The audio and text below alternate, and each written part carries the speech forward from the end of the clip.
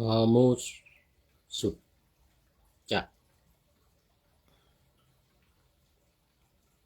ระทึกอาจเกิดศึกกลางนาทีอิหร่านพร้อมเต็มที่หากไพรีลุกล้ำตนมะกันยังตามติดเข้าประชิดทุกแห่งหน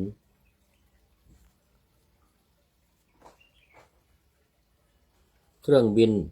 คอยเวียนวนทั่วเวหนชุนลมุนเรือรบเตรียมตอบโต้ตอร์ปิโดสนับสนุนเป้าหมายแหลกเป็นจุนโลกคงวุ่นกันอีกนานทิฐิไม่ลดละรอจังหวะรุกสังหารฝ่ายใดจะเปิดงานยุทธการเจ้านาวาทุกอย่างยังไม่จบความสงบไม่มาหาเดือดร้อนทั้งโลกาเพราะคนบ้าไม่กี่คนทนงหลงอำนาจมนุษยชาติโกลาหลกิเลสครองกมลมหาชน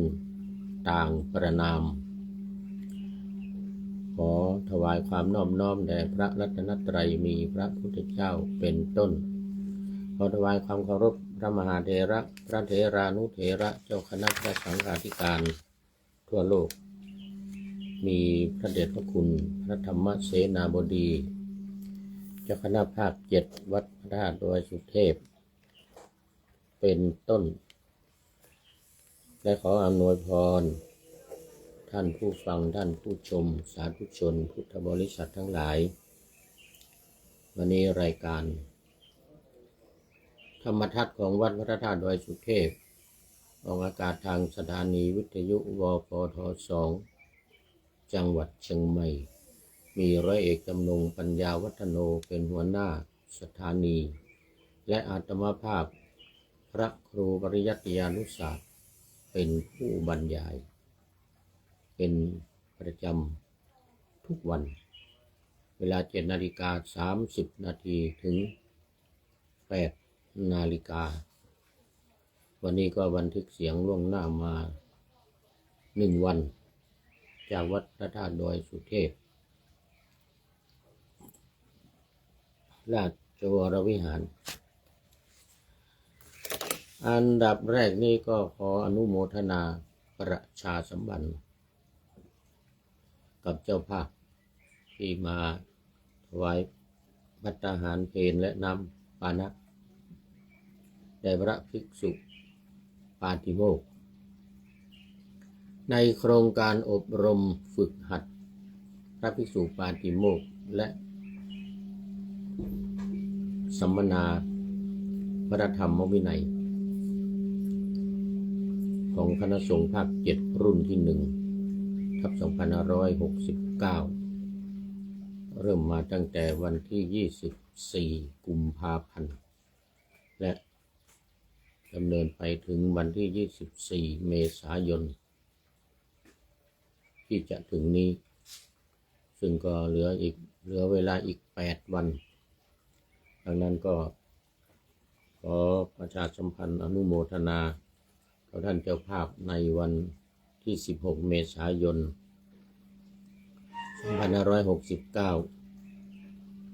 ถวายภัตตาหารประกอบไปด้วยคุณประหยัดคุณประพิมพรคุณสรารัตน์เหมือนมากพร้อมครอบครัว2คุณวิไลวรรณสนอสวัสดิกุล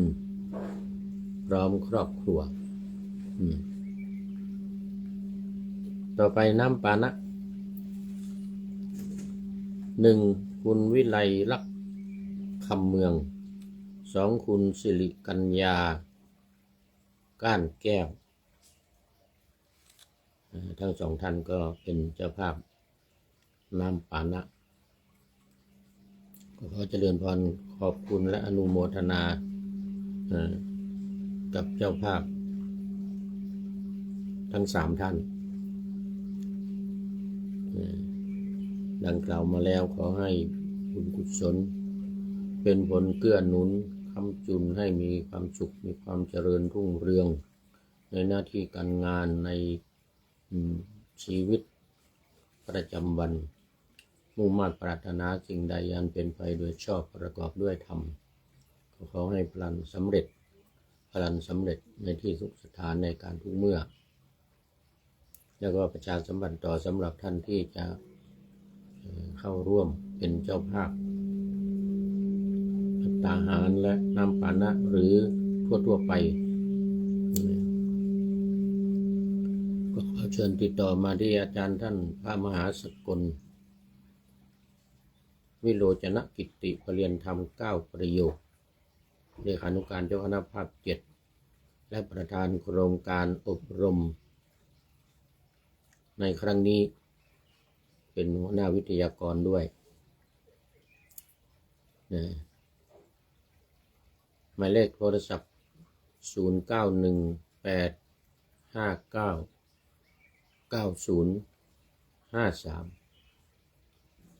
0918599053อีกเบอร์1ของท่านอาจารย์พระมหากิตติพงศ์ฐานกโรปริยนธรรม9 ประโยคสวดปฏิโมกข์เก่งจากวัดพระธาตุศรีจอมทองเป็นวิทยากรอยู่ที่นี่ด้วยหมายเลขโทรศัพท์0949101043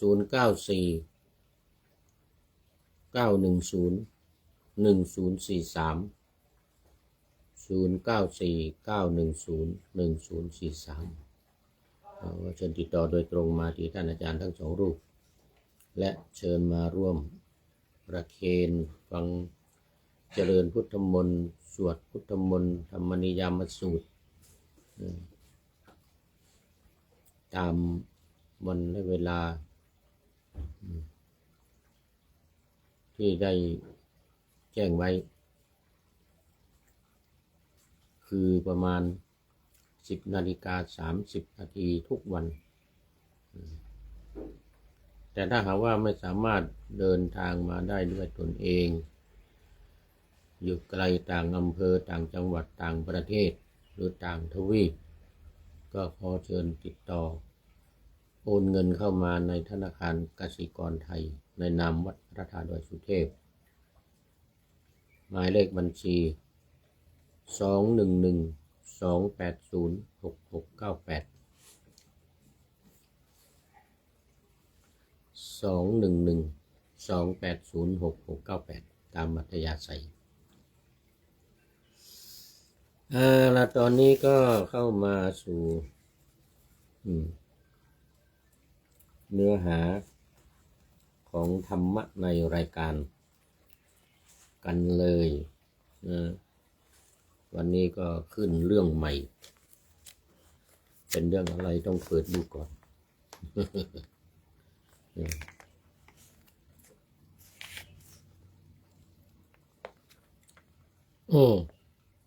ยังอยู่ในเรื่องเดิม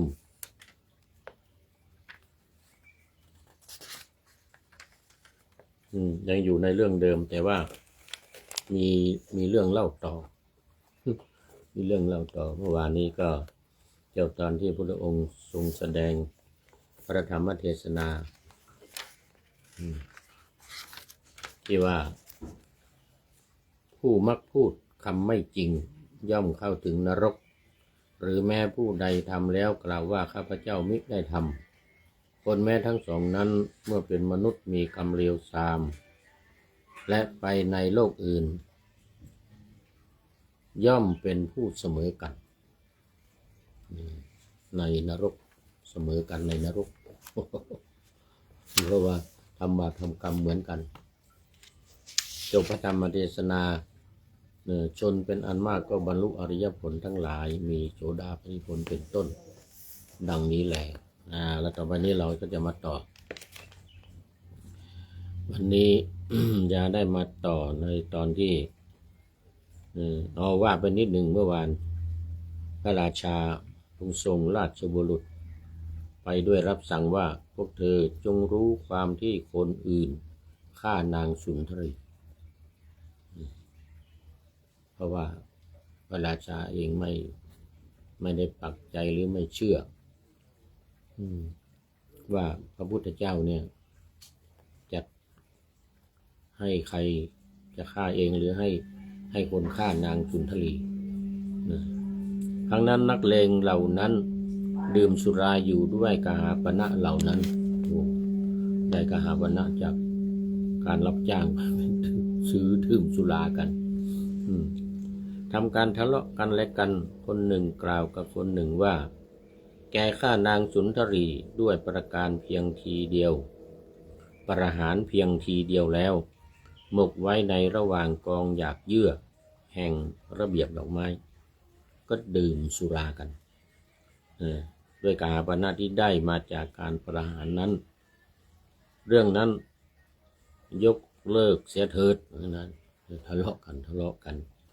พวกราชบุรุษจึงจับนักเลงนั้นไปแสดงต่อพระราชา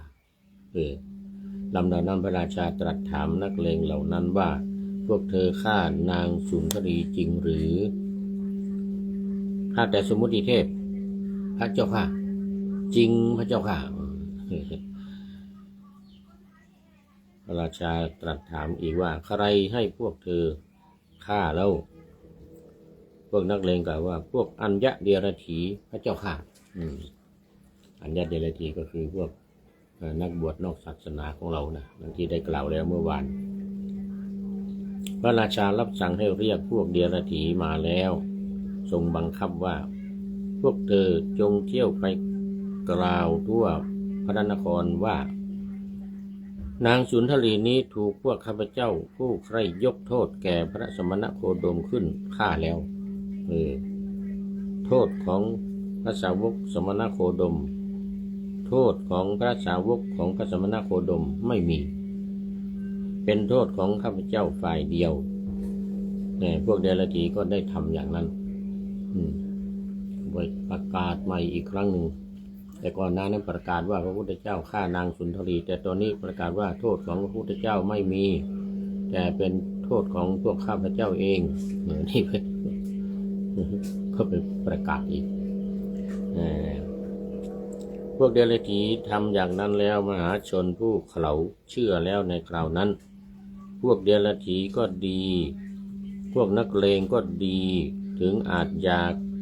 และทรมานเพราะการฆ่าคนจำเดิมแต่นั้นมาสักการะก็มีมากแก่พระพุทธเจ้าและพระสาวกทั้งหลายตามเคยดังนี้แหละจบเมื่อพอดีเหมือนกันเนี่ย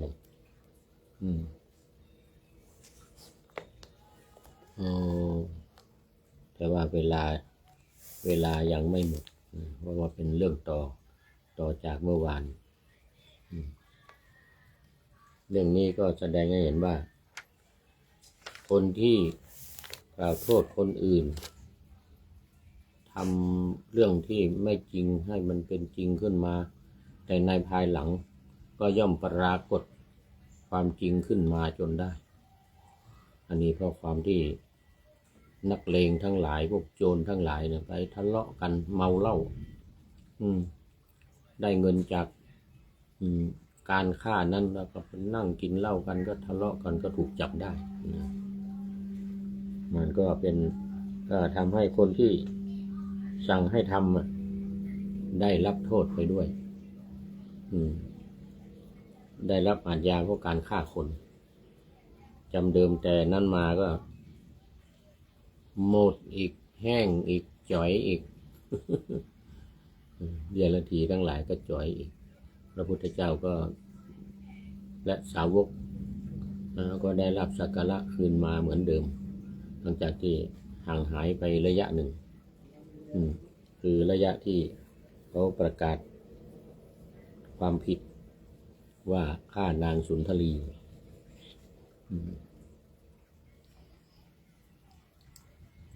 เอาล่ะตอนนี้ก็พอมีเวลาเหลืออยู่อีกนิดหน่อยมาอีกเรื่องหนึ่งก็แล้วกันเรื่องนี้ถ้าจะจบอยู่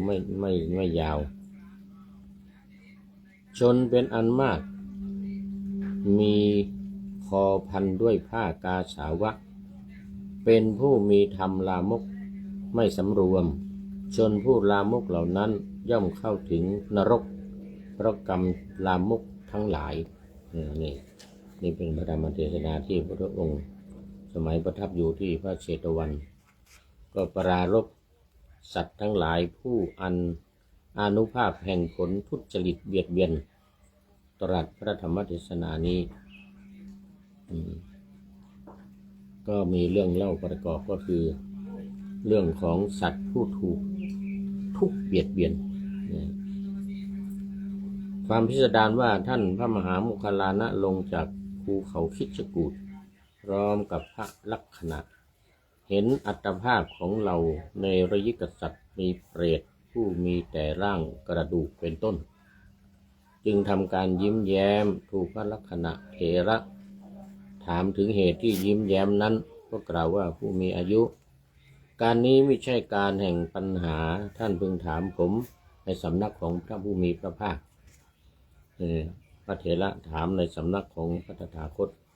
บอกความที่ตนเห็นเนรยิกษัตริย์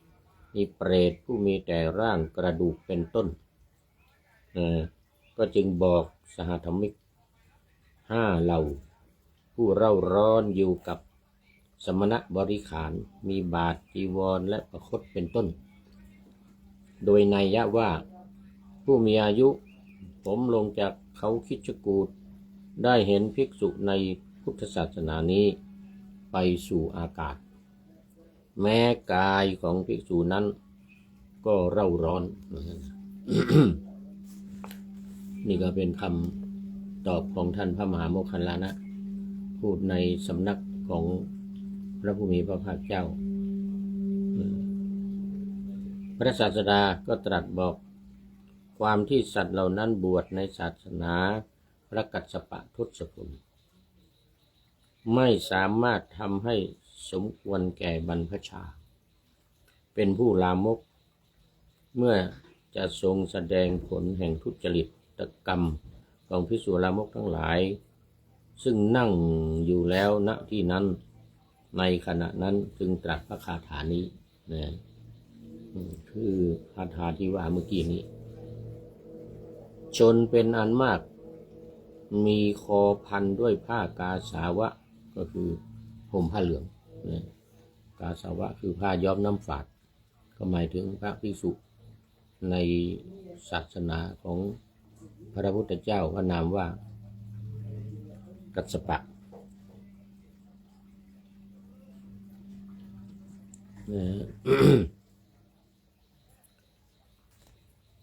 เสร็จแล้วก็ตรัสแสดงพระธรรมเทศนาดังที่ว่ามานี้ในขณะนั้นชนเป็นอันมากมีคอพันด้วยผ้ากาสาวะเป็นผู้มีธรรมลามกไม่สำรวมชนผู้ลามกเหล่านั้นย่อมเข้าถึงนรกเพราะกรรมลามกทั้งหลายบทว่ากาสาวะกันถาได้แก่ผู้มีคอพันด้วยผ้ากาสาวพัดบทว่าปาปะธรรมาแปลว่าผู้มีธรรมลามกบทว่าอสัญญตาได้แก่ผู้เว้นจากการสำรวมทางกายเป็นต้น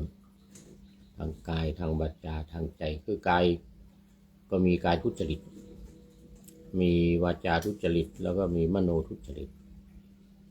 ซึ่งหมายถึงกายกรรม3วจีกรรม4มโนกรรม3ดังที่เราว่ากันมาบ่อยๆมีปาณาติบาตเป็นต้นมีมิจฉาทิฏฐิเป็นที่สุดนะบุคคลผู้ลามกเห็นปานนั้นย่อมเข้าถึงนรกเพราะอกุศลกรรมทั้งหลายที่ตนทำไว้ชนเหล่านั้นไม่ในนรกนั้นแล้วจุติจากนรกนั้นย่อมไม่แม้ในเปรตวิสัยทั้งหลายอย่างนั้นเพราะ กรรมอันเผลิดผลที่ยังเหลือในการจบพระธรรมเทศนาชนเป็นอันมากบรรลุอริยผลมีโสดาปัตติผลเป็นต้นเรื่องสัตว์ผู้ถูกทุบเบียดเบียนจบ โอ้เรื่องนี้สั้นดีนะคือท่านมหาโมคคัลลานะเห็นเปรตเดินลงจากภูเขามาก็เห็นเปรตเหล่านี้เห็นเปรตเหล่านี้อยู่ลอยอยู่ในอากาศนี่คือพระในพระพุทธศาสนานี่แหละแต่เป็นสมัยพระพุทธเจ้ากัสสปะเป็นผู้ที่มีศีลไม่สมบูรณ์ไม่รักษาศีลทำผิดทำกรรมรามกเร่าร้อนทั้งหลายจึงได้ไปตกนรกเสร็จแล้วก็พ้นจากนรกมาแล้วก็มาเป็นเปรตด้วยผลกรรมวิบากที่ตัวเองได้ทำไว้ในครั้งเมื่อเป็นพระภิกษุในศาสนาของพระกัสสปะพุทธเจ้าคือพระพุทธเจ้าก่อนพระโคตมะเรานี่นะ1 พุทธันดรที่ผ่านมาเนี่ยอันนี้ก็จบพอดีพอยังมีเวลาเหลืออยู่อีกนิดหน่อยวันนี้ไม่มีFC เข้ามาเพราะว่ามันเป็นเวลาวันที่บันทึกเสียงอยู่นี่มันเป็นวันถลิงศพทางภาคเหนือนี่เรียกว่าวันพญาวันเป็นวันสุดท้ายแห่งปีและวันพรุ่งนี้ก็จะเป็นวันขึ้นปีใหม่ทางภาคเหนือเขาเรียกว่าปากปีคือวันใหม่ของปีปากเดือนวันที่17ปากเดือนก็เป็นวันเริ่มต้นใหม่ของเดือนวันที่18เป็นปากวันเริ่มวันใหม่ของเดือนและวันที่19ปากยามเริ่มยามใหม่ของเดือนนี่ปากปีปากวันปากปีปากเดือนปากวันปากยามปีเดือนวันยามปีเดือนวันยามซึ่งก็ประเพณีก็จะเป็นการไปคารวะดำหัวทางภาคเหนือเรียกว่าคารวะดำหัวคำว่าดำหัวหมายถึงว่าเอาน้ำเนี่ยไปสงไปอาบไปขอขมาโทษพระพรหมน้ำพระพุทธมนต์ให้กับผู้ที่มาขอคารวะอันนี้ทางฝ่ายพระเถระนะเริ่มตั้งแต่วันที่16เป็นต้นไปยังวัดพระธาตุดอยสุเทพเรานี่ก็จะไปวันที่16ประมาณ 7-8 วัดที่เป็นพระเถระอายุพรรษามากส่วนการคารวะรวมก็จะมีขึ้นในวันที่20หลังจากวันปากยามนะวันที่20ก็เป็นวันธรรมดาทั่วไปแล้วก็ทางคณะสงฆ์จังหวัดเชียงใหม่นี่พระเถระมหาเถระก็จะมารวมกันที่วัดพระสิงห์วรมหาวิหารหลังจากนั้นก็จะได้กราบคารวะดำหัวพระมหาเถระที่นิมนต์มาในจังหวัดเชียงใหม่ที่อายุพรรษามากที่สุดก็จะมารวมกันกับหลวงพ่อเจ้าคณะจังหวัดหลวงพ่อเจ้าคณะภาคพระเดชพระคุณหลวงพ่อพระธรรมเสนาบดีก็ไปด้วยพัฒนาเป็นพระมหาเถระให้คณะสงฆ์ในจังหวัดเชียงใหม่ที่มารวมกันทุกอำเภอเนี่ยได้ทำการสักการะบูชาตามประเพณีในวันที่20ของทุกๆปี20 เมษายนของทุกๆปีที่วัดพระสิงห์วรมหาวิหารก็ว่าปีนี้ผู้พูดก็จะไปร่วมด้วยนานแล้วไม่ได้ไปร่วมงานคารวะประจำปีของคณะสงฆ์จังหวัดเชียงใหม่เอาแล้วตอนนี้ก็หมดเวลาและจบรายการ ซึ่งก็มาฟังกันอีกในวันต่อไปวันที่รายการนี้ออกก็เป็นวันที่16นะ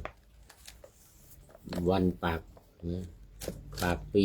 คือเริ่มต้นของปีใหม่วันที่16วันนี้ตอนหลังเพลนี่ก็ไปคารวะท่านปกติก็จะมีท่านอาจารย์พระมหาสกลวิโรจนกิตติเป็นผู้นำไปทุกปี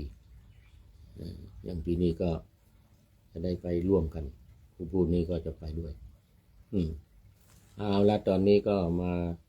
ดูข้อคิดท้ายรายการเนื่องจากว่ามันเป็นวันเริ่มต้นใหม่นะเริ่มต้นของปีข้อคิดท้ายรายการวันนี้ก็ค่อนข้างจะดุเดือดหน่อย ได้จากใครเนาะแล้วมาดูก่อน